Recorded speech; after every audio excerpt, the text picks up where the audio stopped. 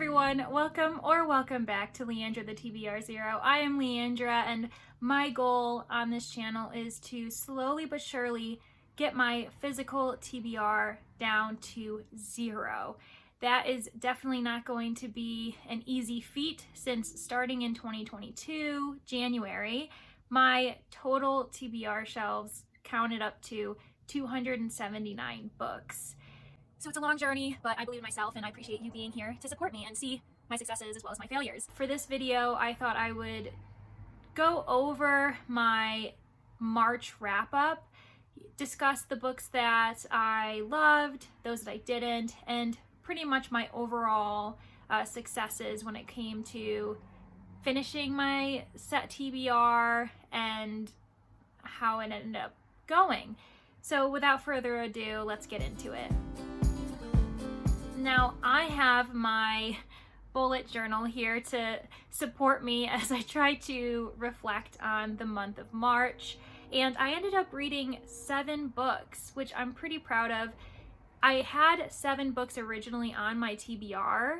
However, the books I ended up reading didn't exactly coincide with the books that I ended up finishing. However, to kind of give a nice overview of the different types of books I read, I ended up reading 2 middle grade books and 5 adult fiction books, and my average star rating ended up being 4 stars, which is awesome and amazing, and I think I'm learning more about myself as I rate these books. It seems that I do tend to give books 4 stars a lot. However, that may be because I usually read within my comfort zone. I know what I like, so we'll see if this continues to be something of a habit for me. But as of the end of March, I've read 23 books, which is crazy to think about, because it's only been 3 months in the year and I'm already almost halfway for my grand total goal, which was 50 books. Of course, all 23 have not been books on my TBR shelves because I allow myself pre-orders, and of course I end up getting books through Libby, which is an amazing app if you are a big fan of ebooks or audiobooks, and I like to support my local library when I can. And that is definitely a reason for why my TBR for March ended up being a little bit askew than it usually is. But yeah, let's just get into the books and I will rate them. However, what I'm going to do is I'm going to first just give you a quick rating of a few of the books that I've already done vlogs for, because if you're really interested in knowing what my thoughts were and why I rated the books the way I did, then I will leave those vlogs in my description so you can go to them and really see my thoughts. But I just don't see the point in delving into these books after I've already dedicated a lot of time to them, so that I can dedicate more time to the books that I haven't discussed yet. So yeah, I'll just give you the quick ratings right now.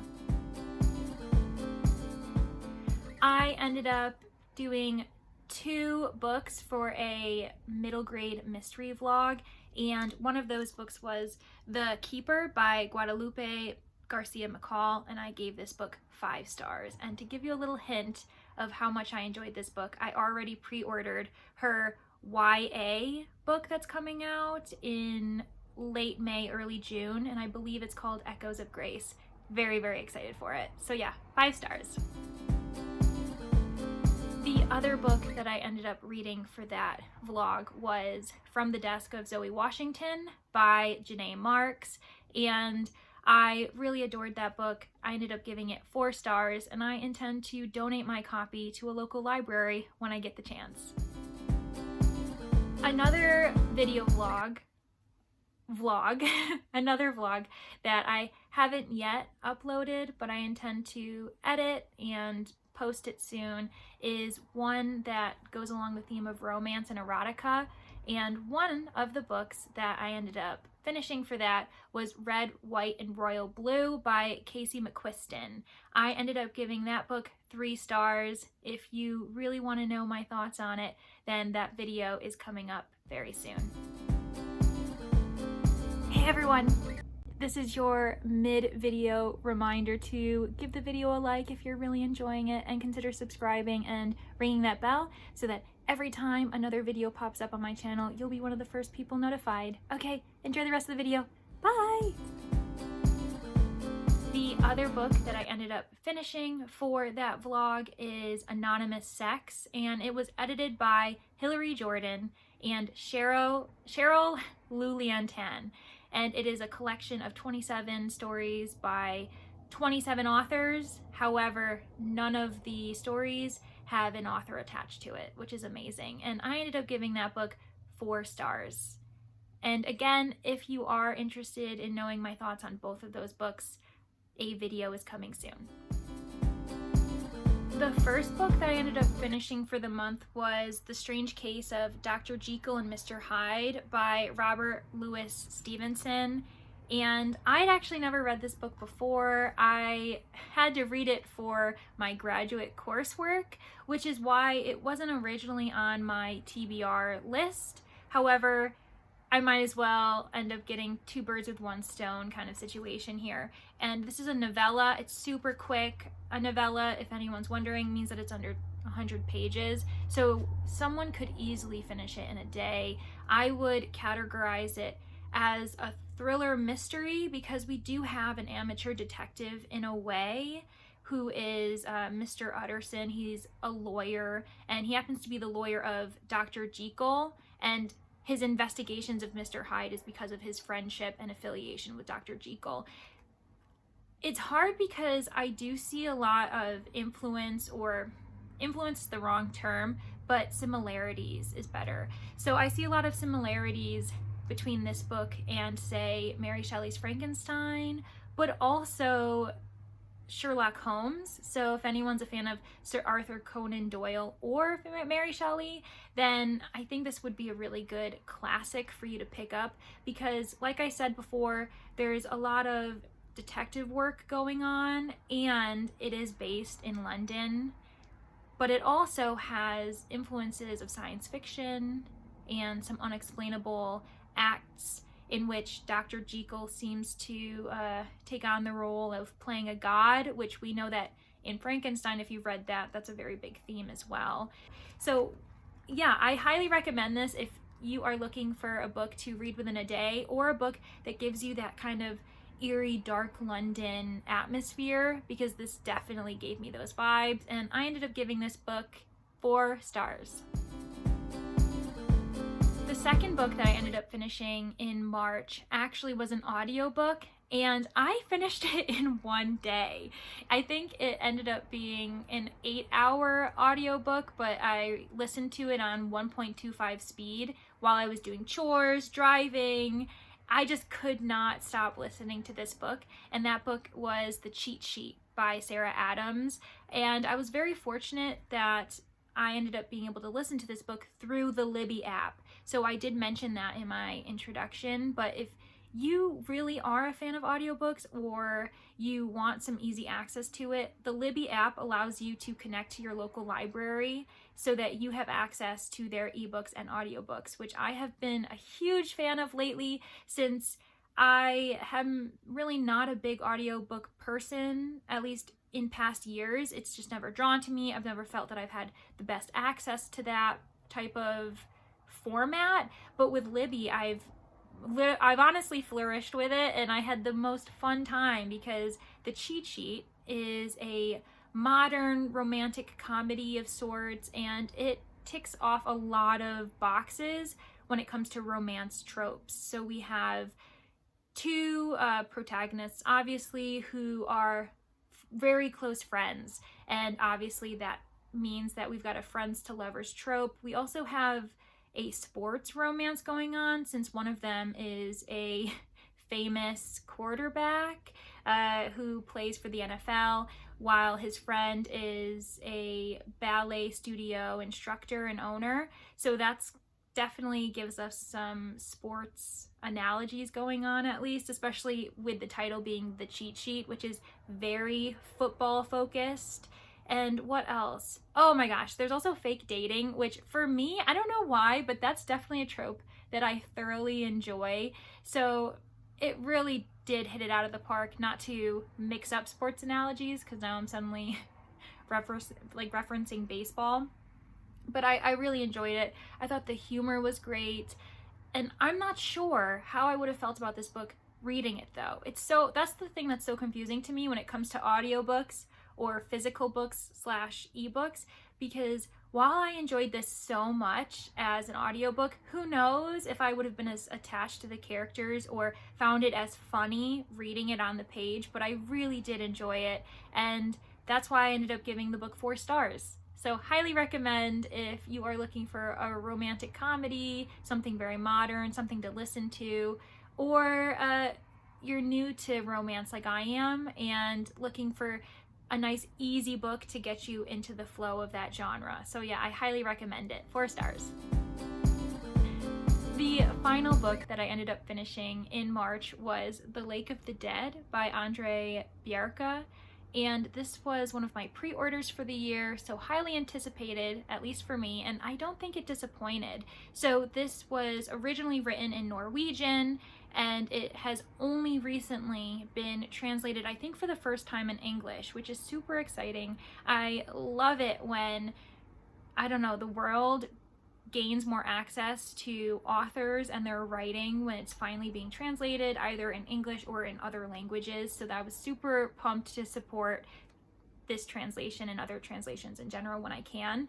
But so this is deemed a 1942 classic that has been voted Norway's all-time best thriller, a brilliant mix of mystery and the supernatural. And that tagline honestly sums it up perfectly, because basically what happens, our narrator, who happens to be a crime novelist, which is so fun. I love when authors make their books self-referential, in which they either have a character or the narrator themselves be a writer within the genre that they're publishing in. It just makes the narrative so much more fun and captivating. So anyway, our novelist narrator and his other friends become extremely concerned and suspicious after one of their other friends goes off to a hunting cabin that he recently purchased and renovated out in the Norwegian forest somewhere. And they receive reports that he has gone missing, and local authorities are assuming that he committed suicide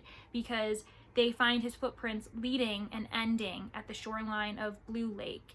So the deceased or missing man's sister is convinced that he would not have committed suicide, and the other friends are pretty certain of that as well. So they all band together, ended up going up to the cabin to investigate and figure out what's going on and what happened to their friend. However, an added crazy, spooky element is that attached to this cabin is the name Dead Man's Cabin. And basically the big legend is that this man over 100 years ago killed his sister and his sister's lover, threw their bodies into Blue Lake, and then the guilt ended up leading him into madness, and he committed suicide in that same lake.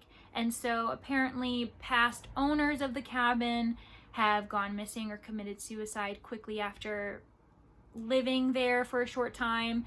And so all of this is pressing on this band of detectives, and we have all these different types of detectives. We have a psychoanalyst, we have someone who is a big believer in the occult, and then we have your very classic sleuth, deductive, reasoning detective who immediately believes that foul play is involved and that their friend was murdered. Meanwhile, the narrator is our classic Hastings type of character where he is absorbing everything, but he is just freaking out. He doesn't understand anything. And honestly, I didn't understand anything either. I was like, what's going on? I totally felt the spooky, eerie feeling that someone was watching them all the time. And you begin to wonder, is there supernatural elements involved, or is there a very good rational reason for this? I really, really enjoyed it so much. The only thing that I was a bit disappointed in was the conclusion or the solution to the mystery. And I want to say that I'm very biased because the solution ended up coinciding with some of my studies during my graduate work, and I was so done with that particular subject matter that when it ended up popping up in here, I thought that fate was just laughing at me. And somewhere someone was playing a big joke on me that this came up at the same time. So I don't think that anyone who is a big fan of thrillers or mysteries should choose to pass this one by just because I said I didn't like the solution, because I still ended up giving this book 4 stars because it's brilliant. It was so fun, and honestly I could see myself reading it again when I want to kind of scare myself a little. So yeah, Lake of the Dead, 4 stars. And that's it for my March wrap up. 7 books, and honestly, I am so pleased with how this reading month ended up going. I think I had a great variety of subjects, from romance and erotica to mystery, thriller, classics, and it was a really fun, diverse kind of reading experience. Now, when it comes to grand totals, I'm still trying to keep track of my TBR shelves, and like I said, I started off with 279 books, and as of today I am at 267. So I've read 12 books that are already on my physical TBR, and I have not really so like I said, I've read 23 books to date today, and only 12 of them were on my TBR. However, that's because just this month alone, the cheat sheet was through Libby, so I didn't go off and buy a book. I just borrowed it from the virtual library. And I didn't mention this when I was discussing Red, White, and Royal Blue, but that was a physical book that I borrowed from my local library as well. And on top of that, Anonymous Sex was a pre-order from last month. So this month was a really big catch-up month for me, and I think that that's okay. I'm still pretty happy that 12 of the 23 books I've read so far are on my physical TBR, because let's be honest, in past years that really would be quite a high number. So thank you all so much for taking the time to listen to my March wrap-up. If you had fun and really enjoyed the content, please give the video a like and consider subscribing and ringing that little bell that's next to that button, because then you will be notified every time another video pops up from my channel. Thanks everyone again, and have a great day. Bye!